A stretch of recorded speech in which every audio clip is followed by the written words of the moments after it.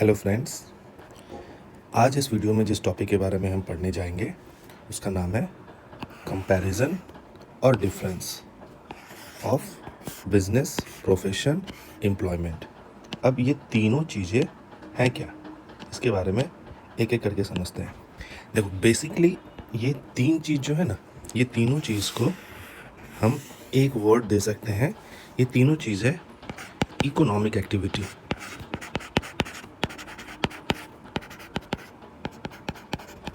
Economic activity क्या है, ये हमने पिछले लेक्चर में देखा हुआ। आप इसके बारे में यदि जानना चाहते हो प्लीज़ हमारा इससे पहले प्रीवियस लेक्चर आप देख लो।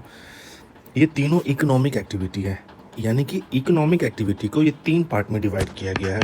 First business, second profession and third employment. Business activity किसे कहते हैं, इन सिंपल वर्ड छोटा सा मैं बता देता हूँ, ब्रीफली आप पिछले टॉपिक में देख सकते हो। वैसे एक्टिविटी जिससे हम मनी अर्न करते हैं या अपना जो लाइवलीहुड है उसे चलाने के लिए जो हम काम करते हैं उसे हम इकोनॉमिक एक्टिविटी कहते हैं। अब एक एक करके इन तीनों के बारे में पढ़ते हैं और इन तीनों के बीच में क्या डिफरेंस है इसके बारे में देखते हैं। चलो, let's move to our next slide. Yes, here. सबसे पहले हम देखते हैं ये तीन जो बिजनेस, प्रोफेशन और एम्प्लॉयमेंट है, इनको हम कुछ एट्रीब्यूट्स पे कंपैरिजन या इसका डिफरेंस हम देखेंगे। ओके, अब ये क्या क्या एट्रीब्यूट्स हैं इसके। सबसे पहला है मोड ऑफ एस्टैब्लिशमेंट, यानी कि ये तीनों चीज़ों की एस्टैब्लिशमेंट यानी कि फॉर्मेशन कैसे होती है, क्या करना होता है। सबसे पहले देखते हैं बिजनेस का एस्टैब्लिशमेंट कैसे होता है। क्या लिखा हुआ, entrepreneurs decisions and other legal formality if necessary. कहने का मतलब है यदि कोई भी बिजनेस, चाहे वो छोटा बिजनेस हो, बड़ा बिजनेस हो, बड़ी कंपनी हो, छोटी सी दुकान हो, वो शुरुआत कैसे होती है। इसमें क्या होता है, जो बिजनेस के ऑनर होते हैं वो डिसाइड करते हैं कि let start a business of this and that, कुछ भी चीज़ों का बिजनेस स्टार्ट करना है, उनका डिसीजन इसमें लगता है। और कुछ लीगल फॉर्मेलिटीज़ होते हैं। लेट सपोज यदि कोई कंपनी है, उस कंपनी को रजिस्टर करना पड़ता है, that is the legal formality. Okay, अब आता है दूसरा प्रोफेशन की शुरुआत कैसे होती है। उसमें लिखा हुआ membership of a professional body and certificate of practice. सबसे पहले ये समझना कि प्रोफेशन क्या है, कौन करते हैं ये काम, किसे कहते हैं। इसका मैं एग्जांपल आपको देता हूँ। इसका एग्जांपल है लाइक डॉक्टर, एडवोकेट और चार्टर्ड अकाउंटेंट। इन लोगों को हम प्रोफेशनल्स कहते हैं और ये प्रोफेशनल एक्टिविटी परफॉर्म करते हैं, इकोनॉमिक एक्टिविटी। अब ये कब कर सकते हैं, क्या एक डॉक्टर जब चाहे तब वो प्रैक्टिस कर सकता है, या एक चार्टर्ड अकाउंटेंट जब चाहे वो प्रैक्टिस कर सकता है। हम चार्टर्ड अकाउंटेंट का एग्जांपल लेते हैं। एक चार्टर्ड अकाउंटेंट अपना सीए के सारे पेपर्स क्लियर करने के बाद क्या वो प्रैक्टिस में आ सकता है, क्या वो अपना फर्म खोल सकता है? नहीं, वो तभी खोल सकता है जब हमारा जो सीए का इंस्टीट्यूट है, सीए इंस्टीट्यूट कौन सा है, सीए इंस्टीट्यूट का नाम है ICAI, the institute of chartered accountant of India. ICAI में इनको अपना मेंबरशिप अप्लाई करना होता है that he wants to do the practice. वो प्रैक्टिस करना चाहते हैं, ये इंस्टीट्यूट में अप्लाई करना पड़ेगा, और इंस्टीट्यूट जब उसे अप्रूव करती है then only he can start his practice और हिज प्रोफेशन। तो क्या लिखा हुआ है, membership of a professional body कौन है यहाँ पे सीए के लिए, ICAI,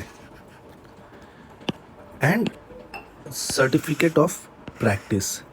ये जो ICAI है ये मेंबरशिप इन्होंने प्रोफेशनल बॉडी से ले लिया, और ये प्रोफेशनल बॉडी जो है ये इनको एक सर्टिफिकेट देता है, सर्टिफिकेट ऑफ प्रैक्टिस। जब ये CA the institute of chartered accountant में अप्लाई करते हैं that I want to start my practice, तो इंस्टीट्यूट इसे एक सर्टिफिकेट ऑफ प्रैक्टिस देती है कि okay, after all the formalities and all, जो भी वहाँ पे फॉर्मेलिटीज़ और पेपर्स, डॉक्यूमेंट्स की ज़रूरत है, वो सभी सबमिट करने के बाद ICAI कहती है okay, you can start your profession. यानी कि एक प्रोफेशन को स्टार्ट करने के लिए आपको एक प्रोफेशनल बॉडी का मेंबर होना ज़रूरी है, और उस मेंबर से आपको सर्टिफिकेट ऑफ प्रैक्टिस भी लेना ज़रूरी है। Same is the case apply with the doctors also. Doctors को IMA, Indian medical association, I think IMA का मेंबर बनना पड़ता है, एंड जब उसे प्रैक्टिस स्टार्ट करना है तो IMA को अप्लाई करना होता है that a doctor want to do his practice, और वहाँ से उनको सर्टिफिकेट ऑफ प्रैक्टिस इशू होता है, then only he can do the practice, he can look after the patients and all. Okay, तो यहाँ हमने देखा कि बिजनेस कैसे स्टार्ट होता है और प्रोफेशन के स्टार्ट कैसे होता है। अब तीसरा चीज़ है वो है एम्प्लॉयमेंट। एम्प्लॉयमेंट यानी कि जॉब। एम्प्लॉयमेंट किसे कहते हैं? जब कोई भी बंदा किसी ऑर्गेनाइजेशन में जाकर के काम करता है ना, उसे हम एम्प्लॉयमेंट कहते हैं। नौकरी करने को एम्प्लॉयमेंट कहते हैं। तो अब है कि एम्प्लॉयमेंट यदि करना है तो उसकी शुरुआत कैसे होती है? कोई बंदा किसी भी कंपनी में कब और कैसे जा कर के अपना जॉब स्टार्ट कर सकता है? उसमें क्या लिखा हुआ है? Appointment letter and service agreement. कहने का मतलब ये है कि लेट सपोज कोई भी बंदा है और ये एक सर्टेन कंपनी है, उसमें ये जॉब करना चाह रहा है, तो ये सबसे पहले क्या करता है? इंटरव्यू देता है। इंटरव्यू देने के बाद जो इस कंपनी ऑथराइज पर्सन है, जो इंटरव्यू इन्होंने लिया है, उनको यदि ये बंदा सेटिस्फाइड करता है, देन वो इनको एक लेटर ऑफ अपॉइंटमेंट देते हैं कि हाँ भैया आप हमारे कंपनी में आके जॉब कर सकते हो। तो एम्प्लॉयमेंट की शुरुआत कैसे होती है? एम्प्लॉयमेंट की शुरुआत होती है अपॉइंटमेंट ऑफ लेटर से और सर्विस एग्रीमेंट। ये दोनों एक ही चीज़ है, ये दोनों चीज़ें एक ही हैं। अब इसका दूसरा एट्रीब्यूट है nature of work. Nature of work मतलब इसमें काम क्या होता है, काम क्या करते हैं? ओके, बिजनेस में क्या करते हैं? Provision of goods and services to the public. यानी कि बिजनेस में गुड्स और सर्विस हम सेल करते हैं और परचेस करते हैं। यानी कि गुड्स और सर्विस के साथ ही हम लोग जो भी काम होता है वो करते हैं, जिससे हम लोग प्रॉफिट अर्न करते हैं। ओके, तो बिजनेस में क्या होता है? गुड्स और सर्विसेज के सेल एंड परचेजेज सारे होते हैं। ठीक है, अब आते हैं प्रोफेशन। प्रोफेशन में क्या होता है भैया? Rendering of personalised expert service. यानी कि एक चार्टर्ड अकाउंटेंट क्या करता है? उनके पास पर्सनलाइज्ड नॉलेज है अकाउंट्स, टैक्सेशन, ऑडिट, फाइनेंस, इन सभी चीज़ों का, और उसका वो सर्विस प्रोवाइड करते हैं, अपना एक्सपर्ट सर्विस वो देते हैं। ओके, ये करते हैं एक प्रोफेशनल। इसी तरह एक डॉक्टर है, डॉक्टर किसी भी तरीके, एक फिजिशियन हो सकते हैं, एक हार्ट के डॉक्टर हो सकते हैं, फिजियोथेरेपिस्ट हो सकते हैं। वो अपने एरिया का जो एक्सपर्ट नॉलेज है वो रेंडर करते हैं, वो प्रोवाइड करते हैं। ओके, जॉब में क्या करता है? Performing work as per service contract और रूल्स ऑफ सर्विस।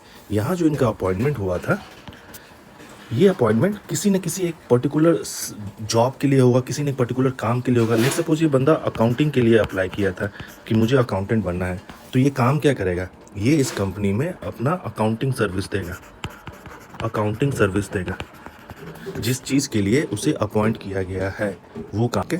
अब हमारा थर्ड एट्रीब्यूट क्या है ये देखते हैं, क्वालिफिकेशन।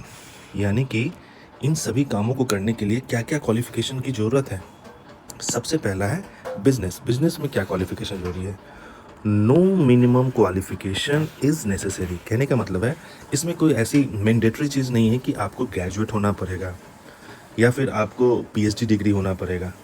इसके लिए कुछ भी नहीं है। यदि आप 10th पास हो और आपके पास कोई आइडिया है और आपने चाहा कि उस आइडिया को एग्जीक्यूट करें, आप उसे कर सकते हैं। इसमें किसी भी तरीके से कोई भी रोक टोक नहीं है गवर्नमेंट की तरफ से या कोई भी लीगल बॉडी से। यानी कि कोई मिनिमम क्वालिफिकेशन की ज़रूरत नहीं है। बट अब आते हैं प्रोफेशन। प्रोफेशन में कितनी पढ़ाई लिखाई की और क्वालिफिकेशन की ज़रूरत है? प्रोफेशन में क्या है कि आप जिस भी प्रोफेशन के प्रोफेशनल हैं, आपको उसका मैक्सिमम डिग्री या वो डिग्री जो मैक्सिमम चाहिए उस प्रोफेशन को करने के लिए वो आपके पास होना चाहिए। यानी कि क्या लिखा हुआ? Qualifications, expertise and training in a specific field as prescribe by the professional body is a must. यानी कि एग्जाम्पल लेते हैं, एक चार्टर्ड अकाउंटेंट कौन बन सकता है? एक चार्टर्ड अकाउंटेंट वही बन सकता है जो कि उसके जो भी पेपर्स हैं, जो भी एग्ज़ाम है वो क्लियर कर लिया हो, एक्सपर्ट नॉलेज हो और उन्होंने अपना ट्रेनिंग कंप्लीट किया हो। और इन सभी चीज़ के बाद जो प्रोफेशनल बॉडी है वो उनको अप्रूव कर। अब तीसरा आता है एम्प्लॉयमेंट। एम्प्लॉयमेंट में क्या क्वालिफिकेशन होने की ज़रूरत है भाई? Qualification and training as prescribe by the employer. Employer किसे कहते हैं? ये जो कंपनी में बंदा जिसने अपॉइंट किया है इस बंदे को, इसको कहते हैं एम्प्लॉयर और इसको कहते हैं एम्प्लॉई। ठीक है। एम्प्लॉयर ने जो प्रिस्क्राइब किया, इस कंपनी ने जो मिनिमम क्वालिफिकेशन स्पेसिफाई किया है, उतना क्वालिफिकेशन इन्हें होना चाहिए। ठीक है, ये हो गया क्वालिफिकेशन। अब आता है रिवॉर्ड और रिटर्न। अब ये जो काम कर रहे हैं, इकोनॉमिक एक्टिविटी कर रहे हैं, इसमें इन्हें मिलता क्या है? अब बिजनेस के केस में क्या मिलता है भैया? बिजनेस के केस में क्या मिलता है? बिजनेस के केस में मिलता है प्रॉफिट। उन्हें प्रॉफिट अर्न होता है। जो भी गुड्स और सर्विस उन्होंने सेल किया, उस सेल करने के बाद उन्हें क्या मिलता है? प्रॉफिट। तीसरा, प्रोफेशन में क्या है? प्रोफेशन में है प्रोफेशनल फ़ी। एक डॉक्टर, उन्हें क्या मिलता है? उन्हें मिलता है फीस। जब हम चेकअप के लिए जाते हैं तो उन्हें फ़ीस मिलता है। एक चार्टर्ड अकाउंटेंट, उन्हें क्या मिलता है? जो भी वो काम करते हैं उसका वो फ़ीस चार्ज करते हैं। So this is the fees they charge, this is what they get. And third, employment में क्या मिलता है? एम्प्लॉयमेंट में मिलता है सैलरी और wages. Okay, salary and wages, ये है उनको रिटर्न में मिलता है जो अपना इकोनॉमिक एक्टिविटी परफॉर्म करते हैं। उसके बाद आते हैं कैपिटल इन्वेस्टमेंट, यानी कि इन तीनों काम करने के लिए कितने पैसे लगाने पड़ते हैं, कितना पैसा लगाने पे वो कोई भी काम स्टार्ट हो पाता है। अब बिजनेस के केस में कितना पैसा लगाना होता है, आइए देखते हैं। Capital investment required as per size and nature of business. कहने का मतलब है कि जितना छोटा बिजनेस रहेगा उतना ही कम पैसा लगेगा, और जितनी ही बड़ी बिजनेस को आप स्टार्ट करेंगे उतना ही उसमें ज़्यादा पैसा लगेगा। यानी कि जो पैसे का अमाउंट है वो डिपेंड करता है size of business and nature of business. अब नेचर किसे कहते हैं? कि आप किस तरह का बिजनेस स्टार्ट करने जा रहे हो। अब यदि एक छोटी सी बेकरी शॉप स्टार्ट करने जा रहे हो तो मुझे लगता है वो 2 से 3 लाख में स्टार्ट हो जाएगा। बट यदि आप एक कार मैन्युफैक्चरर बनना चाह रहे हो तो उसमें पता नहीं कितने करोड़ लगते हैं, तब वो जाकर के कार मैन्युफैक्चरिंग प्लांट और सिस्टम सारा स्टार्ट होता है। यानी कि इसमें पैसे बिजनेस में कितने लगेंगे, बिजनेस में जो भी पैसे लगेंगे ये डिपेंड करता है कि आपका बिजनेस का साइज कितना बड़ा है और उसका नेचर क्या है। ओके, अब आता है तीसरा, प्रोफेशन। प्रोफेशन में कितना पैसा है? देखो, कंपैरेटिवली बिजनेस से बहुत ही कम पैसा लगता है प्रोफेशन स्टार्ट करने में। Limited capital needed for establishment. एक चार्टर्ड अकाउंटेंट है, उसे अपना ऑफिस, अपना वर्क स्टार्ट करने में कितना पैसा लगेगा? वो एक ऑफिस बनाएंगे, उस ऑफिस के अंदर में फर्नीचर्स डालेंगे, उसमें कुछ अपने स्टाफ्स रखेंगे, उसमें बाकी कुछ और भी 1-2 चीज़ें वो मान लीजिए कर लेते हैं। ये सारा कंपैरेटिवली इस बिजनेस से कम लगता है प्रोफेशन में। ठीक है ना, उसलिए लिखा हुआ लिमिटेड कैपिटल, यानी कि लेस कैपिटल रिक्वायर्ड एक प्रोफेशन में। थर्ड है एम्प्लॉयमेंट। एम्प्लॉयमेंट में कितने पैसे लगते हैं? इसमें कोई कैपिटल लगाने की ज़रूरत नहीं है। कोई भी बंदा अपना जॉब स्टार्ट कहीं पे ज्वाइन करता है तो उसमें पैसे थोड़ी ना लगाता है। उसमें जा कर के इसके जो स्किल है ना, वो अपने स्किल को सेल करता है, स्किल को सेल करता है, और इस स्किल को जो सेल करता है इसके एवज में इन्हें पैसा मिलता है। इसमें ऐसा नहीं कि इतना रुपये लगाने के बाद इतना रुपये लगेगा। इस केस में भी वो स्किल ही सेल कर रहे हैं, पर लेकिन ये जो स्किल सेल कर रहे हैं उसके लिए इनको एक एस्टैब्लिशमेंट, एक जगह की तो ज़रूरत है, उसमें पैसा लग रहा है। और इसमें क्या है, जो इनको भी जो स्किल सेल के लिए इसमें भी जगह की ज़रूरत है, पर वो जगह जो है वो कंपनी खुद अपना बना रखी है सारा कुछ। जैसे कि यही बंदा यहाँ पे, जो मैंने कहा कि ये स्टाफ रखेंगे, ये हो सकता है कि यहाँ पे आके जॉब करे, इस कंपनी में चार्टर्ड अकाउंटेंट के फॉर्म में आके जॉब करे, तो हो सकता है। ठीक है ना। चलिए, आई होप आपको सब समझ में आ रहा होगा। अब आते हैं हमारा नेक्स्ट एट्रीब्यूट क्या है, रिस्क। रिस्क, बिजनेस में रिस्क कितना है? बिजनेस में सबसे ज़्यादा रिस्क है। Profit are uncertain and irregular, risk is present. हमने पिछला टॉपिक में पढ़ा था हमारा बिजनेस के कैरेक्टरिस्टिक्स, उसमें हमने बताया था कि बिजनेस के कैरेक्टरिस्टिक में एक है रिस्क, ठीक है ना, और दूसरा अनसर्टेन रिटर्न, यानी कि आप जितना चाह रहे हो जरूरी नहीं है कि वो रिटर्न आपको मिले ही मिले, that is uncertain, and risk उसमें रहता ही रहता है बिजनेस में। ओके, तीसरा आता है प्रोफेशन। प्रोफेशन में कितना रिस्क है? Fee is generally regular and certain some risk. कहने का मतलब है कि इसमें जो इसका कंपैरेटिवली बहुत ही लो रिस्क होता है।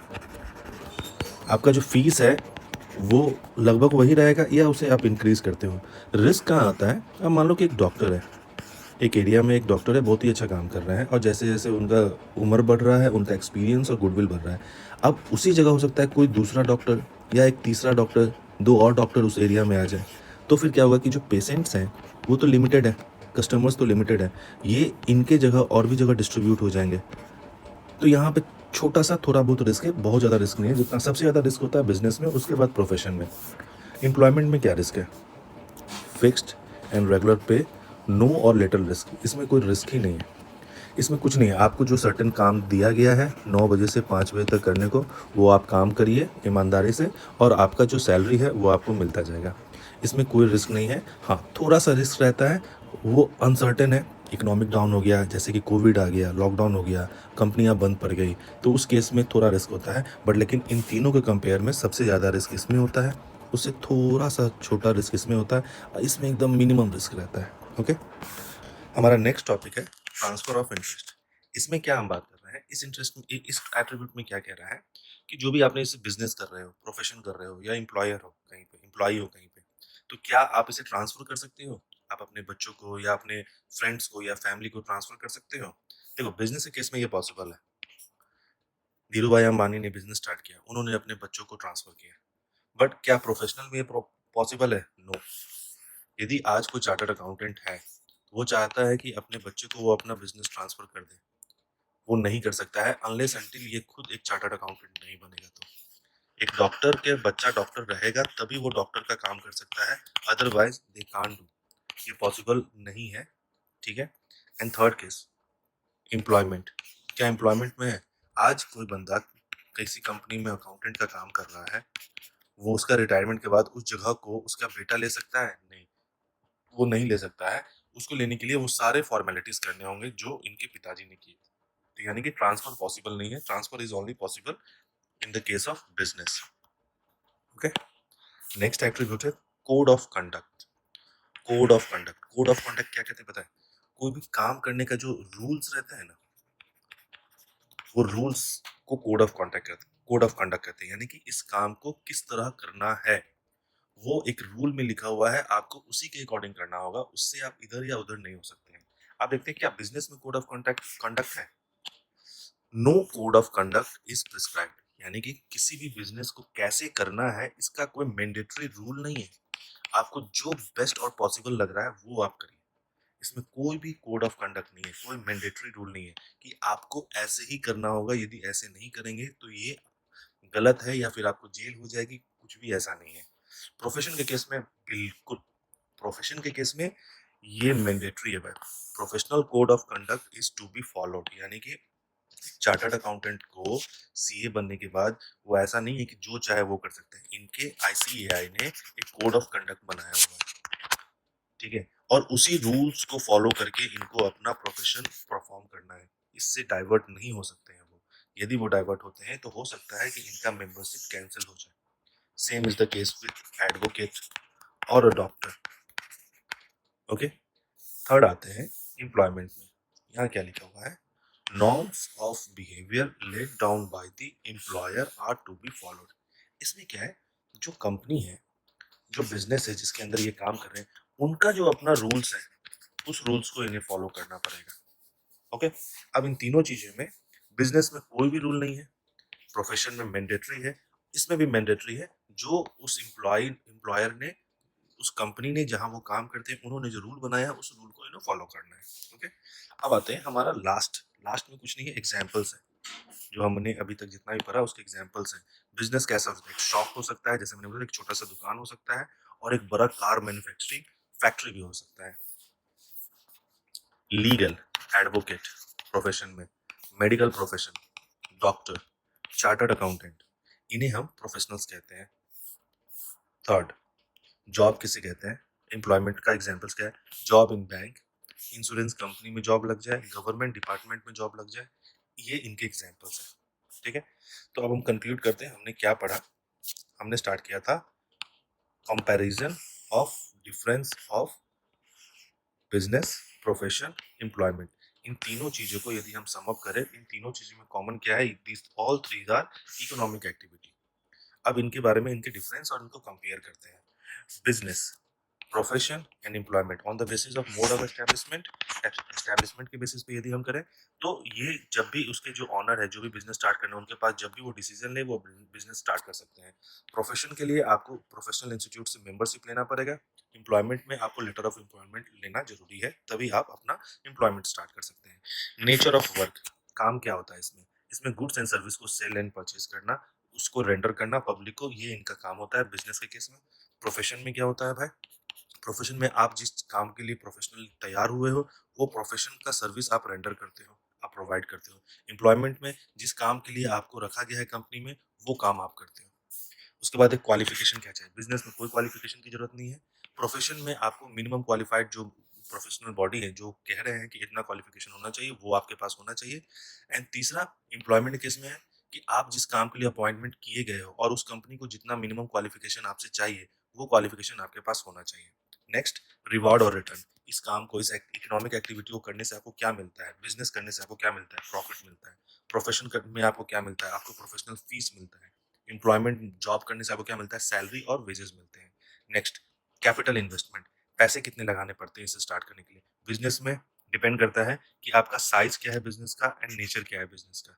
इन दो चीजों पे डिपेंड करता है आपको कितना कैपिटल इन्वेस्ट करना है। प्रोफेशनल में कंपेयर टू बिजनेस ये थोड़ा सा लो रहता है। एम्प्लॉयमेंट में कोई कैपिटल इन्वेस्टमेंट नहीं है। नेक्स्ट एट्रीब्यूट है रिस्क। सबसे ज्यादा रिस्क हमारा बिजनेस में होता है, उससे थोड़ा सा कम रिस्क होता है प्रोफेशन में। एम्प्लॉयमेंट में बहुत ही कम रिस्क होता है, यानी कि नो के बराबर होता है ये रिस्क। ओके। उसके बाद ट्रांसफर ऑफ इंटरेस्ट। क्या बिजनेस ट्रांसफर कर सकते हैं? बिल्कुल कर सकते हैं। क्या प्रोफेशन ट्रांसफर कर सकते हैं? नो, कभी नहीं कर सकते। एम्प्लॉयमेंट जॉब, नो, आप नहीं कर सकते हैं। जो कर रहा है उन्हीं को मिलेगा, उसके आगे ट्रांसफर नहीं होगा। Code of conduct. आपके क्या रूल्स फॉलो करने होते हैं इस काम को, इस इकोनॉमिक एक्टिविटी को परफॉर्म करने के बाद। बिजनेस में कोई कोड ऑफ कंडक्ट नहीं। आपको जो सही लग रहा है आप वो करो। हाँ, पर वो लीगल होना चाहिए, ऐसा नहीं कि इलीगल काम आप कर सकते हो। ठीक है। प्रोफेशन प्रोफेशन में बिल्कुल मैंडेटरी है। आपको जो रूल कोड ऑफ कंडक्ट उस प्रोफेशनल बॉडी ने बनाए हुए हैं ना, उस कोड ऑफ कंडक्ट को आपको परफॉर्म करना ही है। एम्प्लॉयमेंट में जो जिस इंस्टीट्यूट में, जिस ऑर्गेनाइजेशन में, जिस कंपनी में आप काम कर रहे हो, उस कंपनी ने जो रूल्स बनाए हुए हैं उस रूल को आपको फॉलो करना है। इसके एग्जाम्पल्स क्या है? बिजनेस के शॉप और factory, advocate, doctor, chartered accountant, profession के एग्जांपल्स हो गए। इसमें जॉब, जैसे बैंक में जॉब, इंश्योरेंस कंपनी में, गवर्नमेंट जॉब या प्राइवेट कंपनी में जॉब करते हैं, ये इसके एग्जांपल्स हो गए। आई होप आपको समझ में आया होगा। यदि कहीं भी कोई दिक्कत हो, कहीं भी कोई प्रॉब्लम हो, please ask me in the comment. Okay, thank you, have a good day.